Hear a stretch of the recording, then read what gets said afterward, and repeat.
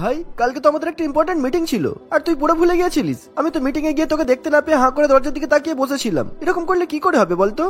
আরে সরি ভাই, আমি একেবারে ভুলে গিয়েছিলাম। অফিসে বসে বসে যখন কাজ করছিলাম তখন মনে হচ্ছিল কি যেন একটা ভুলে যাচ্ছি, আর তোকে যে ফোন করে মনে করবো তারও সঠিক সময় হয়ে ওঠেনি, তাই কালকের ইম্পর্টেন্ট বিজনেস মিটিংটা মিস হয়ে গেল। তোকে কতবার বলেছি যে অফিসে একটা সেক্রেটারি রাখতে, যে তোকে তোর বিজনেসের সমস্ত ইম্পর্টেন্ট মিটিং এর কথা, এমনকি তোর লাঞ্চ আর ডিনারের টাইমের কথা পর্যন্ত মনে করিয়ে দেবে, কিন্তু তুই তো আমার কথা শুনবেই না, তাই আজকে তোর এই অবস্থা। আরে ভাই ঠিক আছে, এবার থেকে আমি নিজের জন্য একটা সেক্রেটারি হায়ার করব, তাহলেই সব সমস্যার সমাধান হয়ে যাবে।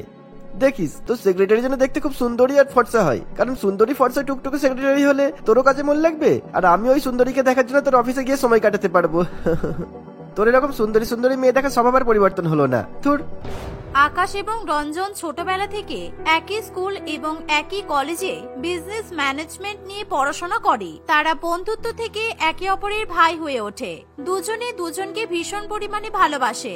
এমনকি কলেজ শেষ হয়ে যাওয়ার পর সকল বন্ধুরা অফিসে চাকরি বাকরি করলে তারা দুই বন্ধু মিলে আলাদাভাবে নিজেদের ব্যবসা শুরু করে। রঞ্জনের থেকে আকাশের ব্যবসায়িক বুদ্ধি অনেক বেশি ভালো হওয়ায় সে নিজেদের জন্য একটা বড় কাপড়ের মিল তৈরি করে। সেই কাপড়ের মিলে রঞ্জনের থেকে আকাশের অংশ বেশি ছিল, কিন্তু আকাশ কোনোদিনও রঞ্জনকে তা বুঝতে দেয়নি। সে সবসময় লাভ্যাংশের বেশি টাকা রঞ্জনকে দিয়ে এসেছে, কিন্তু এখন কাজের চাপ বেড়ে যাওয়ায় আকাশ আর একা একা সব দায়িত্ব সামলাতে পারছে না। সেই কারণে সে নিজের জন্য একজন সেক্রেটারি রাখবে বলে খবরের কাগজে বিজ্ঞাপন দেয়, আর সেই খবরের কাগজ গিয়ে পৌঁছায় স্নেহলতার বাড়িতে। স্নেহলতা তার গরিব মা কল্যাণীর সঙ্গে বাস করে। স্নেহলতা পড়াশোনায় অত্যন্ত ভালো হলেও তার গায়ের রং খুবই কালো ছিল, আর সেই কারণেই সেই লোক সমাজে একেবারেই সম্মান পায় না। মাই দেখো, অনুরাধা কাপড় মিলের তরফ থেকে পেপারে সেক্রেটারি পদ নিয়োগ করার বিজ্ঞাপন দেওয়া হয়েছে, আর লেখা আছে যে যোগ্য প্রার্থীরা কোন রকম দ্বিচারিতা ছাড়াই নিয়োগের সুযোগ পাবে, আর একবার নিয়োগ হলে প্রত্যেক মাসে 50,000 টাকা মাহিনা দেওয়া হবে। বাহ, এ তো দারুণ খবর। অনেক কষ্ট করে তোকে বিজনেস ম্যানেজমেন্ট নিয়ে পড়াশোনা করিয়েছি, আর তুই যা বলছিস তাতে এই চাকরির জন্য একদম যোগ্য প্রার্থী। তুই গিয়ে ইন্টারভিউটা দিয়ে আয়।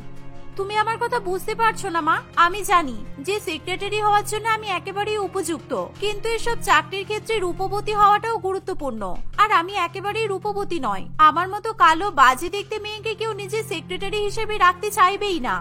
আরে সেসব কথা পরে ভাবা যাবে, তুই আগে গিয়ে ইন্টারভিউটা দিয়ে আয়। আমার মনে হয় না সকলে রূপ দেখে বিচার করবে, কারণ প্রত্যেকটা চাকরির ক্ষেত্রে মনে হয় গুণ থাকা বেশি গুরুত্বপূর্ণ। স্নেহলতা তার মায়ের কথা শুনে বেশ অনুপ্রেরণা পায়।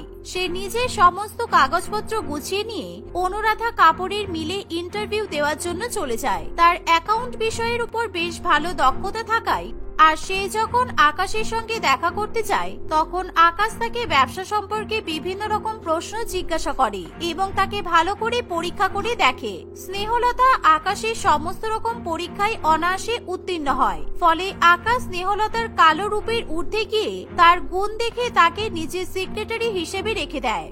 তোমার অ্যাকাউন্টস বিষয়ের উপর দক্ষতা দেখে আমার ভীষণ পরিমাণে ভালো লাগলো। তুমি কাল থেকে অফিসে জয়েন করবে, আর আমার যাবতীয় গুরুত্বপূর্ণ কাজকর্মগুলো তুমিই সব হ্যান্ডেল করবে, কেমন? ঠিক আছে স্যার। আকাশের কথা শুনে স্নেহলতা ভীষণ পরিমাণে খুশি ছিল। সে এত বড় একটা চাকরিতে নিয়োগ হতে পেরে আনন্দে সেই অফিস থেকে বেরোতে যাবে, এমন সময় রঞ্জনের সঙ্গে তার দেখা হয়।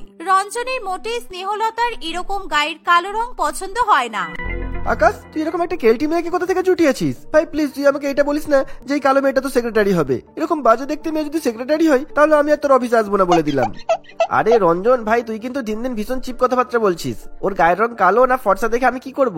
আমি ওকে বিয়ে করতে যাচ্ছি নাকি? তাছাড়া মেয়েটার ব্যবসায়ী বুদ্ধি খুব ভালো, সুতরাং আমি ওর গুণ দেখে ওকে চাকরি দিয়েছি।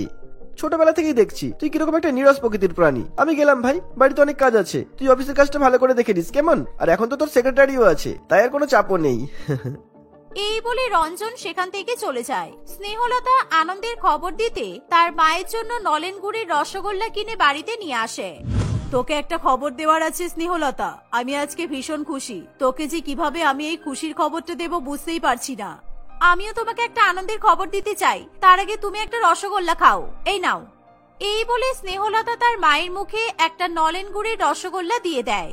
মা, আমি অনুরাধা কাপড়ের মিলে সেক্রেটারির চাকরি পেয়ে গেছি। আকাশবাবু অত্যন্ত ভালো লোক, উনি আমার গুণের অনেক অনেক প্রশংসা করেছেন, আর কাল সকালবেলা আমাকে অফিসে চলে যেতে বলেছেন।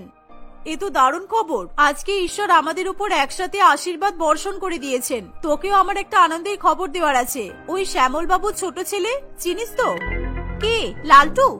হ্যাঁ হ্যাঁ, ওই লালটু। ও তোকে বিয়ে করার জন্য রাজি হয়ে গেছে, কিন্তু একটাই সমস্যা। শ্যামল বাবু নিজের ছেলেকে তোর সাথে বিয়ে দেওয়ার জন্য আমার কাছ থেকে 1 লক্ষ টাকা যৌতুক হিসেবে চেয়েছে, কিন্তু আমি আর না করিনি, কারণ একেই তোর গায়ের রং কালো, তার উপর বিনা যৌতুকে আমি তোর বিয়ে দিতেই পারবো না।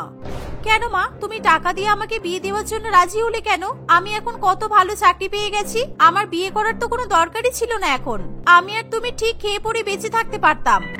ওরকম হয় না। সমাজের লোকজন কি বলবে যে মেয়ের মাহিনার টাকায় মা বসে বসে আরাম করে খাচ্ছে। তোর যদি একবার বিয়ে হয়ে যায় তাহলেই আমার শান্তি। স্নেহলতার এরকম যৌতুক দিয়ে বিয়ে করার একেবারেই ইচ্ছা নেই, কিন্তু তার যেহেতু গায়ের রং কালো, তাই সে তার মায়ের উপরে কোনো কথা বলতে পারে না। পরের দিন সকালবেলা হতে না হতেই স্নেহলতা কাঁধে ব্যাগ নিয়ে অফিসে চলে যায়। প্রথম দিন থেকেই সে খুব ভালো করে কাজ করা শুরু করে। প্রথমে সে আকাশের দৈনিক কাজকর্মের একটা রুটিন বানিয়ে ফেলে। সে ধীরে ধীরে তার সমস্ত বিজনেস মিটিং থেকে শুরু করে তার খাওয়া দাওয়ার সময় পর্যন্ত ঠিক করে দেয়। এতে আকাশের ভীষণ পরিমাণে সুবিধা হয়। আকাশ আর কখনো কোনো ধরনের বিজনেস মিটিং কিংবা পার্টি হোক বা অন্য কোনো মিটিং কিছুই ভুলে যায় না। ফলে সে এক প্রকার স্নেহলতার উপর নির্ভরশীল হয়ে পড়ে। দেখতে দেখতে কিছুদিন কাটে। একদিন, তোমার কাজের প্রতি ডেডিকেশন থেকে আমি ভীষণ পরিমাণে খুশি হয়েছি স্নেহলতা, আর সেই কারণে তুমি আজ থেকে আমার অফিসের অ্যাকাউন্টটাও হ্যান্ডেল করবে। তোমার কোনো অসুবিধা হবে না তো? আর আমি এই কাজের জন্য তোমাকে অতিরিক্ত পারিশ্রমিকও দেবো। না স্যার, কোনো অসুবিধা হবে না। স্নেহলতা যখন আকাশের কোম্পানির অ্যাকাউন্ট হ্যান্ডেল করা শুরু করে, তখন অ্যাকাউন্টসে অনেক কারচুপি তার চোখে পড়ে। সেই মুহূর্তে সেই কারচুপি সম্পর্কে সে নানান রকম তথ্য জোগাড় করতে শুরু করে। ধীরে ধীরে সমস্ত তথ্য প্রমাণ জোগাড় করা হয়ে গেলে স্নেহলতা এইসব কারচুপি আকাশের সামনে নিয়ে যায়।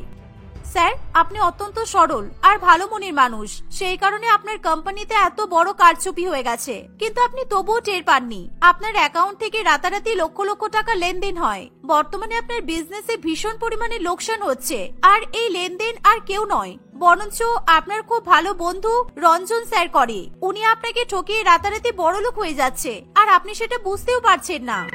তুমি কি ভুলভাল কথা বলছো বলো তো? তোমার কোনো আইডিয়া আছে তুমি কার সম্বন্ধে কি বলছো? রঞ্জন আমার ছোট ভাইয়ের মতো হয়, আর তুমি তার নামে ব্যবসায়ী ফাঁকি দেওয়ার অভিযোগ আনছো। আমি আপনাকে কোনো মন গড়া কথা বলছি না স্যার। এই নিন পেন ড্রাইভ। এই পেন ড্রাইভে আপনার বন্ধুর ব্যাংকের সমস্ত ডিটেলস আছে। আপনি পেন ড্রাইভ দেখলেই বুঝতে পারবেন যে আপনার বন্ধু রঞ্জন প্রত্যেকদিন আপনার ব্যাংকের অ্যাকাউন্ট থেকে লক্ষ লক্ষ টাকা তোলে, আর সেই টাকা শহরের বড় বড় রেস্তোরাঁ কিংবা ক্লাবে গিয়ে পার্টি করে ধ্বংস করে। আর এমনকি এখন আপনার কোম্পানির ক্ষতি করার জন্য শহরের অন্য একটা বড় কাপড়ের মিলের সঙ্গে হাত মিলিয়েছে। সেই তথ্য এখানে আছে। আপনার কোম্পানির সমস্ত কাপড় নিয়ে অন্য কোম্পানিতে পাচার করা হচ্ছে।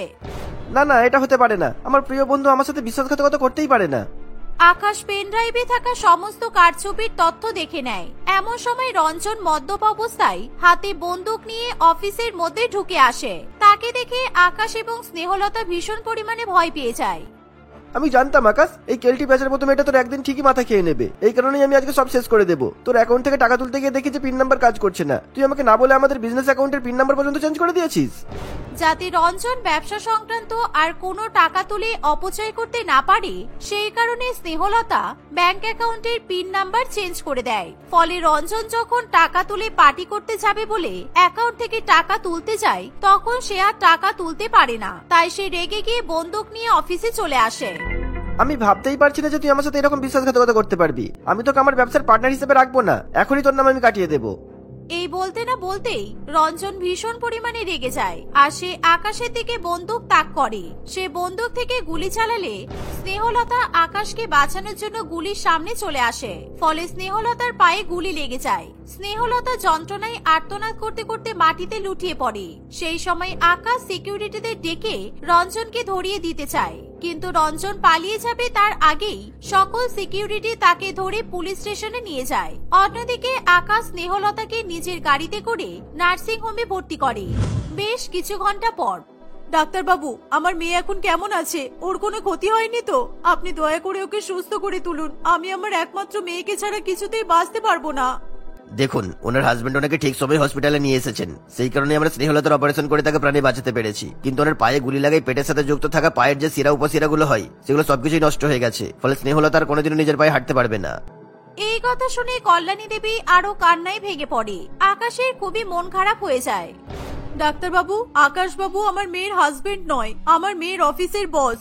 এই যে লালটু দাঁড়িয়ে আছে, এর সাথে আমার মেয়ের বিয়ে হবে, আর বিয়ের আগে এসব কি হয়ে গেল? দেখো কাকিমা, আমি তোমার কালো মেয়েকে বিয়ে করতে রাজি হয়ে গেছিলাম ঠিকই, কিন্তু এখন আবার পঙ্গু হয়ে গেছে। বিয়ের পর এরকম কালো পঙ্গু মেয়ের সাথে আমি সংসার করতে পারবো না। সে তুমি যত টাকাই আমাকে যৌতুক দাও না কেন, আমি চললাম, তুমি কিছু মনে করো না। এতক্ষণে স্নেহলতার জ্ঞান ফিরে যাওয়ায় সে বাইরে সকলের কথা শুনে নেয়, তাই সে তার কান্নাকে কিছুতেই আটকে রাখতে পারে না। কল্যাণী দেবী নিজের মেয়ের সঙ্গে গিয়ে দেখা করে। তারা মা মেয়ে দুজনেই মিলে কান্নাকাটি করছে। এমন সময় সবকিছুর জন্য আকাশ নিজেকে দোষ দিতে শুরু করে। সে নিজে পরিস্থিতি ঠিক করার জন্য এগিয়ে আসে। দেখুন, আপনারা এইরকম কাঁদবেন না। আগে যা হয়েছে সবকিছু আমার জন্যই হয়েছে। স্নেহলতা আমার প্রাণ বাঁচাতে গিয়ে নিজের প্রাণ বিপদে ফেলে দিয়েছে। সুতরাং আজকে আমি এই হসপিটালে দাঁড়িয়ে স্নেহলতাকে বিয়ে করে নেব। আর আপনারা একদম ভাববেন না যে আমি আপনাদের উপর কোনো দয়া করছি। আর স্নেহলতার মতো মেয়ে যদি আমার বাড়ির বউ হয়ে আসে, তাহলে আমার কপালও খুলে যাবে। তুমি আমাকে বিয়ে করবে স্নেহলতা? স্নেহলতার প্রথম থেকেই আকাশের মতো দায়িত্ববান পুরুষ ভীষণ পরিমাণে পছন্দ ছিল, তাই সে আকাশকে বিয়ে করার জন্য রাজি হয়ে যায়। আকাশ সেই মুহূর্তে নিজের হাত থেকে একটি হীরার আংটি খুলে স্নেহলতার আঙুলে পরিয়ে তাকে আশীর্বাদ এবং বিবাহ বন্ধনে আবদ্ধ করে। এরকম দায়িত্ববান এবং সুপুরুষ জামাই পেয়ে কল্যাণী দেবীও অনেক খুশি হয়। বিয়ের পর আকাশ বিদেশে গিয়ে স্নেহলতা চিকিৎসা করে তাকে আবার সুস্থ করে তোলে। এভাবেই তারা সুখে শান্তিতে জীবন কাটাতে থাকে। মনিকার সঙ্গে রমেশের বিয়ে খুবই অদ্ভুত পরিস্থিতিতে হয়েছে। মনিকার বাবা সমরেশ বাবু একদিন হঠাৎই মনিকাকে বলেছে তাকে বিয়ে করতে হবে এবং পাত্র সমরেশ বাবু আগে থেকেই ঠিক করে ফেলেছে। মনিকা কিছুতেই তার বাবার এই সিদ্ধান্তে রাজি হতে না চাইলেও সমরেশ বাবু মনিকাকে রীতিমতো জোর করেই তাকে বিয়েটা করতে বাধ্য করে। নীলু একজন সবজি বিক্রেতা ছিল, আর মনিকার বাবা সমরেশ বাবু একটি বড় নামি দামি জামার ব্র্যান্ডের মালিক ছিল। তুমি শেষ পর্যন্ত আমার জন্য এই পাত্র পছন্দ করলে, আর এই ছেলের সাথে বিয়ে করার জন্য তুমি আমাকে এভাবে বাধ্য করলে। বাবা, তোমার মনে হয় এই কাজটা তুমি ঠিক করেছো? আমি যা করেছি তোর ভালোর জন্যই করেছি। যেদিন তুই আমার এই সিদ্ধান্তের পিছনের কারণ জানতে পারবি, সেদিন তুই ঠিকই বুঝতে পারবি। আর এখন যখন বিয়ে হয়েই গেছে, তখন আর সব ভেবে নিজেকে কষ্ট দিয়েও লাভ নেই। এই কথাটা বলে আমার কষ্ট হচ্ছে না, কষ্ট হচ্ছে আমার আগামী দিনগুলোর কথা ভেবে। আমার প্রত্যেক দিন ব্যবহারের সাবানটা কিনতে গেলেই তো ওদের সংসারের মাসিক আয় ব্যয় করে দিতে হবে। যা খুশি তাই বলে নিজের সদ্য বিবাহিত স্বামীর অপমান না করে শান্তিতে শ্বশুর বাড়ি যাও আর আনন্দে ঘর করো। আর শ্বশুর বাড়িতে গিয়ে এমন ব্যবহার করবে যাতে তোমার জন্য আমার মান সম্মান নষ্ট না হয়। যে নিজের একমাত্র মেয়ের ভবিষ্যতের কথা ভাবে না, আমি তার সম্মানের কথাও ভাবতে চাই না। এই বলে চোখ ভরা জল নিয়ে মনিকা নীলুর সঙ্গে তার শ্বশুর বাড়ির পথে রওনা দেয়। মনিকার আরো একটা জিনিস ভাবলে খুব কষ্ট হয়। তার অনেক দিনের স্বপ্ন ছিল তার বিয়েটা খুবই ধুমধাম ভাবে হবে। সে তাদের শহরের সমস্ত লোকজনকে নিমন্ত্রণ করে খাওয়াবে, কিন্তু সেসব কিছুই তার বিয়েতে হয়নি। মন খারাপ করে থাকতে থাকতে সে খেয়ালই করেনি সে তার শ্বশুর বাড়ির সামনে চলে এসেছে। নামো মনিকা, গাড়িটা গ্যারেজে পাঠাতে হবে। ড্রাইভারের এতক্ষণে ছুটি হয়ে যাওয়ার কথা, কিন্তু আজকে ওকে 2 ঘন্টা বেশি কাজ করতে হলো। এই তাই তো, এতক্ষণ তো খেয়াল করিনি। এটা তো আমার বাবার গাড়ি নয়, এটা তো একদম নতুন একটা গাড়ি। তাহলে কি তুমি আমাকে নিয়ে আসার জন্য গাড়ি ভাড়া করেছো? এত টাকা আছে তোমার? এটা তোমার বাবারই গাড়ি। আমাদের বিয়ে উপলক্ষে এটা উনি আমাদেরকে উপহার দিয়েছেন। ড্রাইভারের ভাড়াটা শুধু আমি দেব। সকালবেলা বাজারে গিয়ে আলু পটল বিক্রি করবে, তার জন্য আমার বাবা গাড়ি পাঠিয়েছে? আমার এসব শুনে যা হাসি পাচ্ছে না কি বলবো তোমাকে। নীলু আর কোনো কথা না বাড়িয়ে মনিকাকে গাড়ি থেকে নামিয়ে নিজের বাড়িতে নিয়ে যায়। সেই পুরানো ভাঙাচোরা বাড়িটা দেখে মনিকার মনে হয় সেখানে কোনো মানুষ নয়, বরং ভূতেরা বসবাস করে।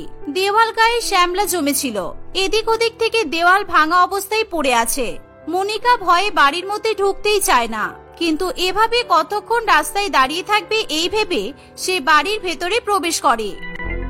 এসো বৌমা, আমি অনেকক্ষণ থেকে তোমার জন্য অপেক্ষা করছিলাম। তোদের এত লেট হলো কেন খোকা? রাস্তায় খুব বেশি ট্রাফিক ছিল? বাবা, সবজিওয়ালির মা তো ভালোই ইংলিশ জানে দেখছি। লেট, ট্রাফিক আর কি কি জানেন মাননীয় শাশুড়ি মা? ডাউরি বোঝেন, মানে যৌতুক আর কি। ওটার জন্যই তো অপেক্ষা করছিলেন, তাই না? না না বৌমা, আমি তোমার মুখ দেখবো বলে অপেক্ষা করছিলাম। তোমার বাবা এত হুটোপাটি করে বিয়েটা ঠিক করলেন যে আমাদের কারোরই তো তোমার মুখ দেখাটাই হয়নি। কি মিষ্টি বৌমা হয়েছে আমার।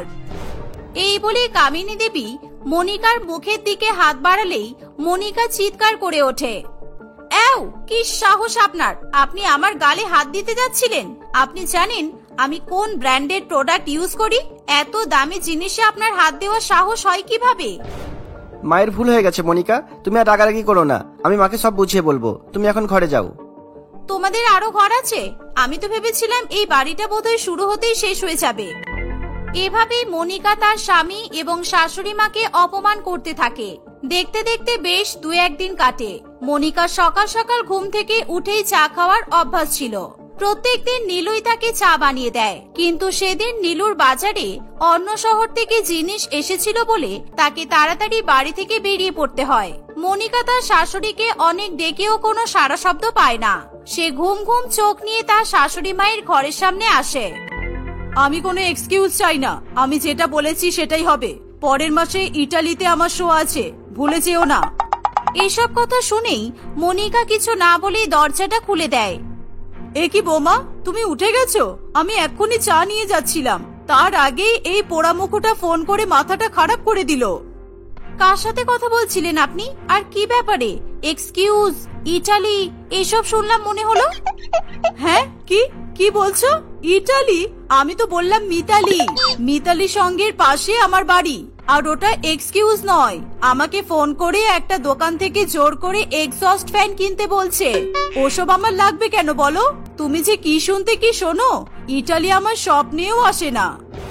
আমি বোধহয় তাহলে ঘুমের ঘরে ইটালি ফ্যাশন উইকের স্বপ্ন দেখেছি। আমার কতদিনের শখ ওখানে যাওয়ার, বাবার জামার ব্র্যান্ডের মডেলিং করতে। কিন্তু বাবা আমার বিয়ে দিয়ে দিল। এবার আপনি দাঁড়িয়ে দাঁড়িয়ে আমার মুখ না দেখে চা বানিয়ে নিয়ে আসুন। এই বলে মনিকা দুঃখ করতে করতে নিজের ঘরে চলে যায়। আর কিছুক্ষণ পরে কামিনী দেবী তাকে চা বানিয়ে দিতে আসে। এভাবে আরো বেশ কয়েকদিন কাটে। মনিকা এখনো তার এই গরিব জীবনের সঙ্গে মানিয়ে নিতে পারেনি। আর তাই জন্যই কারণে অকারণে তার বয়স্ক শাশুড়ি মাকে সে খুব অপমান করে। এমনই একদিন কামিনী দেবী সবার জন্য রান্না করছে, এমন সময় মনিকা সেখানে এসে বলে, আজ আবার এসব ঘাস পাতা খাবো? আপনারা কি এসব ছাড়া কিছুই চেনেন না? মটন না হয় বাদই দিলাম, কখনো কখনো চিকেনও তো কিনে আনতে পারেন। ইলিশ না হোক চিংড়ি মাছটাও তো আনতে পারেন, নাকি সেটারও কোনো মুরত নেই? মুরত থাকলে কি আর এইভাবে পড়ে থাকি বলো? আমারও কি ভালো লাগে রোজ রোজ এসব খেতে?